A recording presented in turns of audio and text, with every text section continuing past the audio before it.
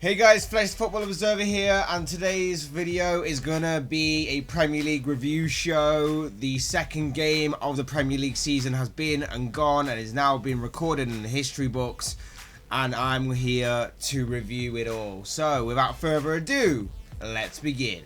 We're going to kick things right off with 4 goals split evenly and late VAR drama as Manchester City and Tottenham were forced to share the spoils following a 2-2 draw at the Etihad Stadium. In what was a first half in which Manchester City dominated possession and were camped inside the Spurs half, their pressure eventually paid off when Kevin De Bruyne's cross was met by Raheem Sterling for the winger to score his 4th goal in the league already this season. From nowhere though, Tottenham were immediately back on level terms through Eric Lamela, who perhaps caught Ederson in the City goal a little cold, curling the ball into the back of the net. 10 minutes before half time, City were back in front. Another cross by De Bruyne was this time met by Sergio Aguero, and his clinical finish meant that Pep Guardiola's side were back in front. In the second half, Spurs equalised. There were a few eyebrows raised when he didn't start, but 10 minutes into the second half, Lucas Moura, on from the substitutes bench, headed home Spurs' equaliser, making an instant impact. Then came the drama, right at the death. Gabriel Jesus thought he'd won the game for City after a corner fell to the Brazilian in the penalty area, and he finished well, but after consulting with VAR, it was revealed that the ball touched the hand of Aymeric Laporte in the build-up to the goal, and therefore, under the new rules, it's counted as offside, meaning that both sides had to settle for a point apiece. Somehow, Spurs came away with a point. The away side had 3 attempts all game, the 2 goals, and then Harry Kane's effort from the halfway line, which wasn't troubling Ederson at all, by the way. And somehow, Spurs were clinical enough in front of goal to get a draw from this game. As for City, they and Pep Guardiola will certainly not be happy at dropping 2 points, particularly not at home. Could be a tough week in training for those City players in the build up to their next game, which is against Bournemouth on Sunday. As for Spurs, they will also be playing on Sunday, but their opponents will be Newcastle United. In our next game, we saw Liverpool make it 2 wins from 2 games following a 2-1 victory over Southampton at St Mary's. Sadio Mane opened the scoring on the stroke of half-time with a fantastic strike from the edge of the penalty area, and in the second half, Mane turned from goal scorer to provider, setting up Roberto Firmino, who dribbled across the penalty area to create space for himself before firing into the back of the net. Southampton managed to halve the deficit through a horror of an error from Reds goalkeeper Adrian when he took an eternity to clear his lines, and in that time, Danny Ings, a former Liverpool player, closed him down and his clearance rebounded off the striker and into the back of the net. The Reds survived another late scare when Ings failed to make contact with the ball when it was put across the face of goal, as they managed to hold on for the 3 points. Not entirely convincing by any means, but once again Liverpool find a way to get the job done. The upside for the Reds was definitely Sadio Mane. Everything positive about Liverpool went through him in this game. He is such a delight to watch. As for the Saints, back-to-back defeats, and they'll probably be kicking themselves that they weren't able to get anything from this game. But nevertheless, the Saints will be hoping that 3rd time's the charm when they go in search of their first win of the season when they face Brighton next weekend. As for the Reds, they will entertain Arsenal at Anfield next Saturday in what it will certainly be an interesting fixture. Our next game saw a stunning goal by Ruben Neves rescue a point for Wolves as they held Manchester United to a 1-1 draw at Molineux, but the home side also have Rui Patricio to thank for that. United opened the scoring in the first half when Marcus Rashford slipped through Anthony Martial for the Frenchman to score his 2nd of the season. In the second half, Wolves came out the brighter and were eventually rewarded with a goal when Neves picked up the ball outside the penalty area and curled one right into the top corner. Referee John Moss then awarded United a penalty after Paul Pogba was brought down in the penalty area by Connor Cody. Pogba stepped up but couldn't convert from 12 yards as he saw his penalty saved by Rui Patricio to deny him, as both sides had to settle for a point apiece. A good point for Wolves here. They proved stubborn and tough to break down, and United found it difficult, but ultimately they will also be kicking themselves for not winning this game, especially after missing the penalty. Wolves now turn their attention to their next league game, which is against Burnley, whilst United look ahead to facing Crystal Palace on Saturday. Our next game saw a Wilfred Ndidi header cancel out Mason Mount's first half goal to earn Leicester a point away at Chelsea, as both Frank Lampard and Brendan Rodgers are still in search of their first win of the season. Chelsea made a quick start to the game, and with only 7 minutes on the clock, Mason Mount robbed Ndidi of the ball and fired beyond Kasper Schmeichel to break the deadlock for the Blues. Chelsea continued to look bright but failed to add to their goal tally, and ultimately Leicester grew more and more into the game later on in the first half, and that continued after the interval. And eventually the Foxes were rewarded when James Maddison's corner was met by the head of Ndidi, who made up for his mistake in giving away the ball for the Chelsea goal to equalise for the Foxes. Both sides had chances to win it late on but failed to take them, meaning both sides had to settle for a point apiece. Quite an entertaining game here, a game of two halves really. Chelsea were all over Leicester for large parts of the first half, whereas Leicester were more of a threat in the second. Not the best of results though for either side, but possibly a fair one on reflection of the game. The Blues now turn their attention to facing Norwich next Saturday, whilst Leicester will face Sheffield United on the same day. Our next game saw goals from Alexander Lacazette and Pierre-Emerick Aubameyang, as they were enough for Arsenal to make it 2 wins from 2 games as they defeated Burnley by 2-1 at the Emirates Stadium.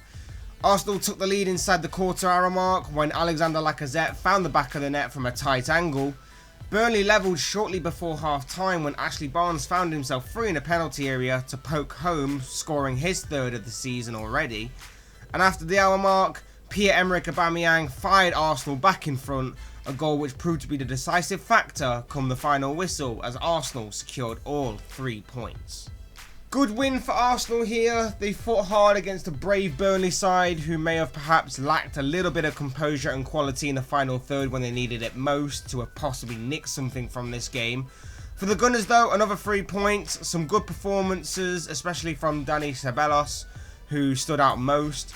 And they'll be hoping for a similar sort of performance when Unai Emery's side travel to Anfield to face Liverpool next week, whilst Burnley have Wolves to contend with next Sunday. Our next game saw the return of Premier League football at Villa Park for the first time in 3 years. However, for the home supporters, it wasn't a great afternoon after all, as they watched their side lose to Bournemouth by 2-1. Villa had a nightmare of a start when they gave away a penalty inside the opening couple of minutes, with Tom Heaton fouling Callum Wilson inside the penalty area. Josh King stepped up for the Cherries to convert the spot kick and open the scoring. Under 10 minutes later, debutant Harry Wilson doubled Bournemouth's lead after capitalising on a defensive error and firing from distance in off the post. Villa managed to grab a goal back with 20 minutes of the game remaining through Douglas Luiz, but despite it being a great goal, it wasn't enough to ignite a late comeback as Eddie Howe's men held on to take for all 3 points. It's a good win for Bournemouth here, and may I say that although Callum Wilson wasn't on the score sheet, I did actually predict the correct scoreline for this game. That aside though, the Cherries get their first win of the season, and looking at their squad, they have a number of attacking goal threats, including their new boy, Harry Wilson, on loan from Liverpool. They'll be hoping to make it back-to-back wins when they play next week, but it may be a little tricky as their opponents are none other than Manchester City.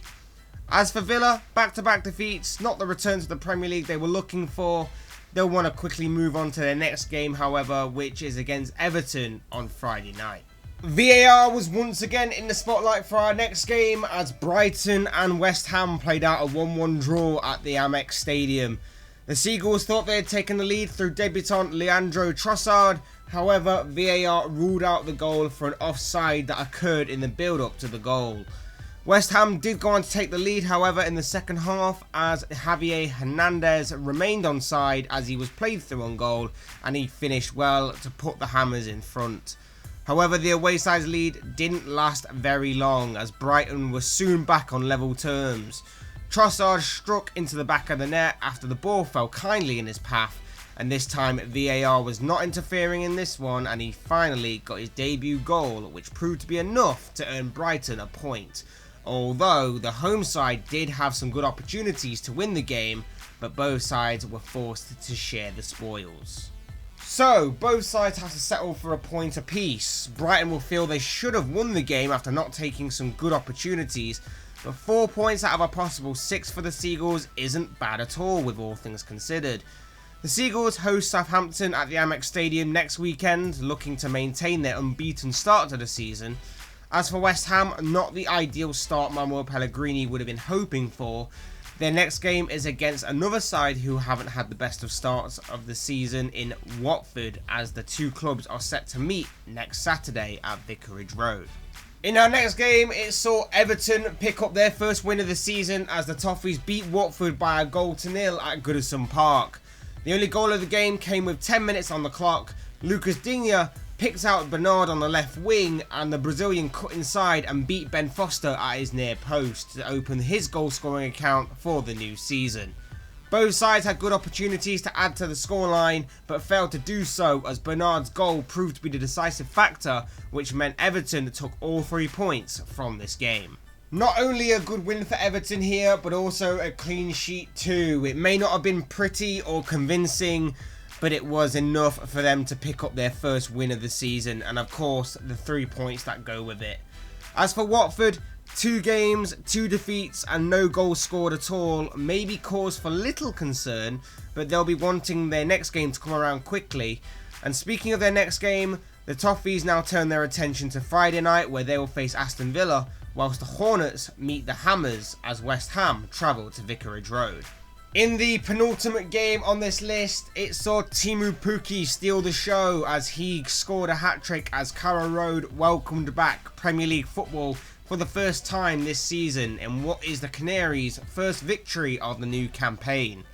Pukki drew first blood for the Canaries just after the half-hour mark when a sweet volley found its way into the back of the net from inside the penalty area. He then got his second after the hour mark, drilling the ball home into the bottom corner.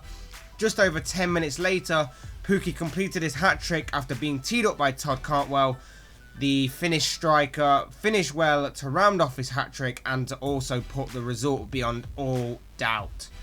John Joe Shelby did manage to get a goal back for Newcastle late on, but it proved nothing more than to be a consolation. Obviously, a very good win for Norwich. Always nice to get an early win under your belt for a newly promoted side, and especially to do it at home was a good way to do it as well.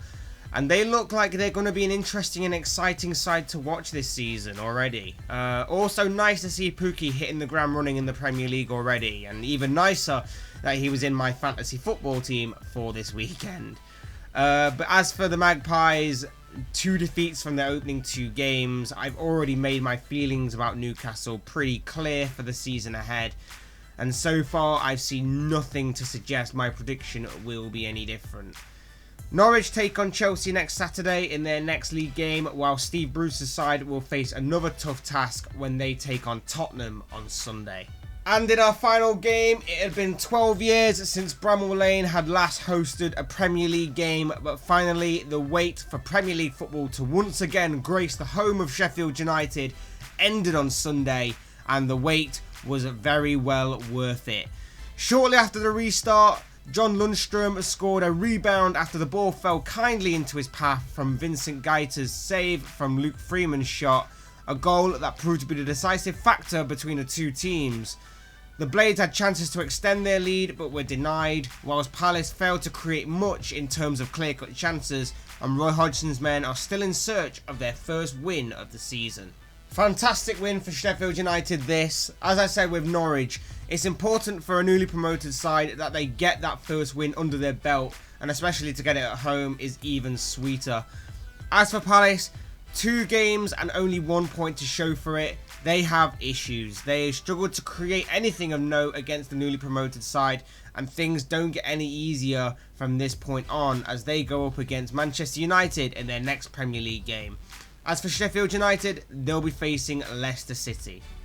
And that wraps up the Premier League review show for Game 2 of the new 2019-2020 season. Guys, if you have any thoughts, comments or opinions on any of the round's fixtures or any of the major talking points from over the weekend, I'd love to read them down in the comments section below. Otherwise, hit the like button on the way out if you enjoyed the video, subscribe if you're new or want to see more content like this. Both things would be greatly appreciated. And as always, thank you all so much for watching and listening. I've been Fletch, the Football Observer. This has been another Premier League review show, and I will see and speak with you all again soon in another video.